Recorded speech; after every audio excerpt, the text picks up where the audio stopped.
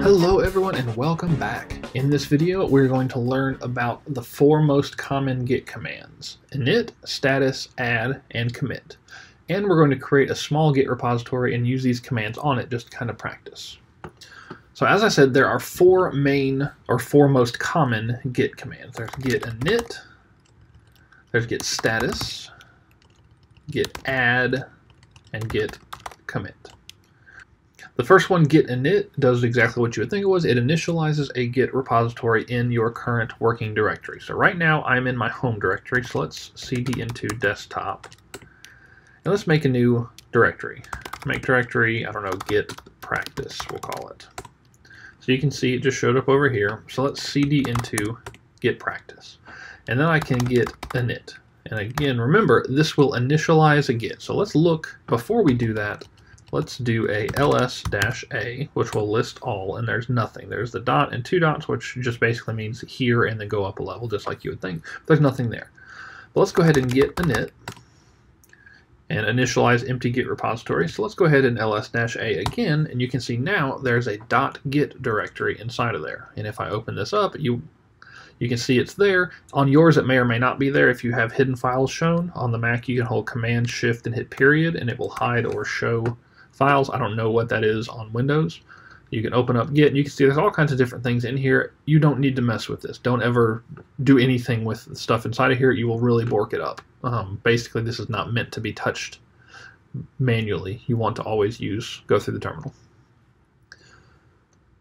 So let's go ahead and make a file. So let's touch my file.js, whatever. And then let's go ahead and my file.js, open it in Atom, and then just add something to it. I don't know, an alert, whatever. Alert, it's Git, whatever. So now I have my file with some code inside of it. And if I open up the folder, you can see that it's right there. This is not all that special. And one thing to note is that when I initialized Git, I did it in the parent directory, the main directory. I did not go inside one of the subdirectories. I did it on the highest level directory. The reason for that is because it only tracks things that are inside that directory. So if I add another directory inside here, it'll track that. However, it's not tracking things outside of here. It's not tracking my desktop or inside of my videos or personal or programming or whatever. It's only tracking things inside of the directory in which it was created. So let's look at Git Status is the next one, and this will tell you the status of the files in your Git repository. You can see that I'm on branch master, so it tells you what branch you're on, and it says no commits yet because I haven't made any commits yet, but after I do, this will change. It tells you any files that are not tracked, because right now I have a .ds store, which is not tracked, and I have a myfile.js, which is not tracked. Now this DS store is a Mac operating system thing, and you may or may not see that on your Mac. Myfile.js is the JavaScript file that we created. This will also tell us later, after we add things, anything that is in the staging area to be committed. So right now, all I want to add is my file. I don't want to back up this DS store. I don't want this. It's annoying. I just want my file. So what I'm going to do is git add my file. So now my file has been added to that staging area. And if I do git status again, it tells me the same information, except now it also tells us changes to be committed. You'll see this is green in mine. Yours may or may not be green, depending on what version of Git you have or what you have installed. And it is important to note that Git does not come native on PC, on Windows computers. It comes native on Mac and Linux computers, but for Windows you would need to get a Git client. But this doesn't matter for this course because we're going to be doing it in Gurm, which is Linux, and it has Git. So you see here now I have files. I have my file, which is going to be committed, changes to be committed. It has not been committed yet, but it is going to be committed. And then I have this DS store, which is untracked. And it's important to note that nothing has been committed yet. Nothing is on the head yet. We haven't taken our snapshot yet. We're just kind of lining up the shot in the camera saying, okay, I want to include this in my snapshot. I do not want to include this in my snapshot. So let's go ahead and commit. I'll clear this so we can see it. I'll do git status again. Okay, so there are a few things that you need in your git commit. So you need git commit, and then you have to do -m and then give it a string that is the message. -m stands for message, and this is the commit message. So what I'll do is create my file.js. So I've got git commit with the -m flag, and then the string that is my message. And this message is attached to the commit. It makes it easier to kind of navigate through so you can track down, okay, what did I do in this commit without actually having to pull up the whole commit. You can just look at your message. Enter. There we go. It tells you where you committed, and it tells you the message, and then it tells you what has happened. One file has changed because there was one insertion. That's one line has been inserted, and it created my file.js. So now if I do git status, you can see that only ds_store is listed. My file is no longer listed because it's not been changed. It is up to date. So let's go ahead and open that back up again, add my file, and make a change to it. Say, I don't know, we'll make it say now I'm different. Save, come back here and do git status again. Now it shows up again, but this time it shows up modified. This one is untracked. In other words, it's not included at all. This one is modified, meaning it's changed from the last commit. So now I can do git add my file again, and then git commit with the message of update alert message. And that has been committed. You can see that it has one insertion and one deletion. The reason is because it deleted the old line and inserted this new line. And now if I do git status again, you can see that we are up to date with our my file. ds_store is still not tracked. That is exactly what we want. So those are the 4 main git commands, but there's one more I just wanted to show you, just kind of demo real quick, is git log. And it shows you your past commits.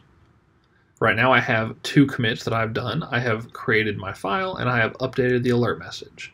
Right here you can see that this has a commit ID, which is a very long hexadecimal string, and it tells you where you are. Your head is on master on this commit. This is where your head is pointing to in branch master.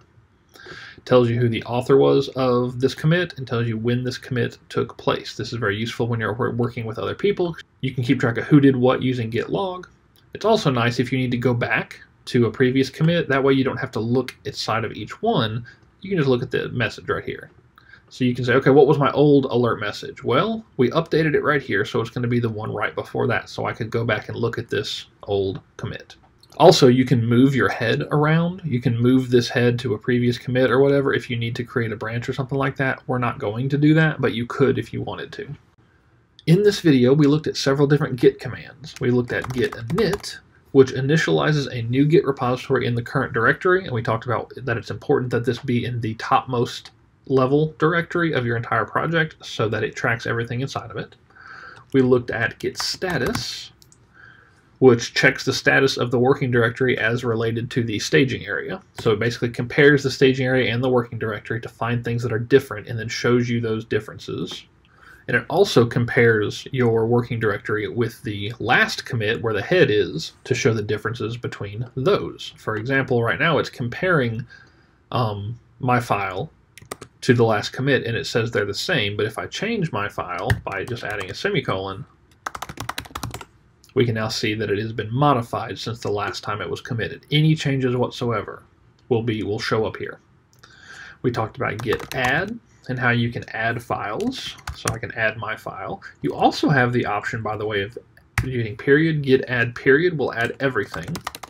So if I look at git status, I see here now that they've both been added. I don't want ds_store to be added because that's just a local operating system file. So I could use, it tells me right here, use this to unstage. So I could do git restore --staged .ds, ds store, and now I do git status, and it has been unstaged. So that is git add, and then we talked about git commit. And git commit, by the way, if you run it without a message, it will open up the default text editor for whatever your terminal is, and for a lot of people this is Vim. For example, you'll see here that it is Vim for mine. This is kind of it's become kind of a meme because a lot of times people don't know how to quit Vim. So if you just Google how to quit Vim and things like that, it's a meme among computer programmers. You do colon QA exclamation mark. We'll quit it, but I didn't put a commit message in there, and it won't let you commit with an empty message. So generally speaking, it's a lot easier just to do git commit -m, and then you have to put it in quotes unless it's a single word, -m add semicolon. Your Git message should also be in the imperative mood, is kind of the convention. That is, as if you're giving commands for somebody else to do. So, for example, I might say, hey, you, add a semicolon. Where's one of my other ones? Hey, you, update the alert message. Hey, create my file. Not created, not did create or anything like that. Not updated, update it. You update it. As if you're talking to someone else and giving them orders. That's the convention for Git commit messages. We also looked at Git Log, which lets you look back at the history of our commits in our repo. And that is it for this video. This is the vast majority of what we will be doing with Git. There's a few other commands that we're going to use to actually like push it to GitHub or Heroku or things like that, but this is pretty much what we're going to be doing with it. In the next video, we're going to talk about how you can tell Git to ignore certain files that you don't want it to include, such as your DS store right here.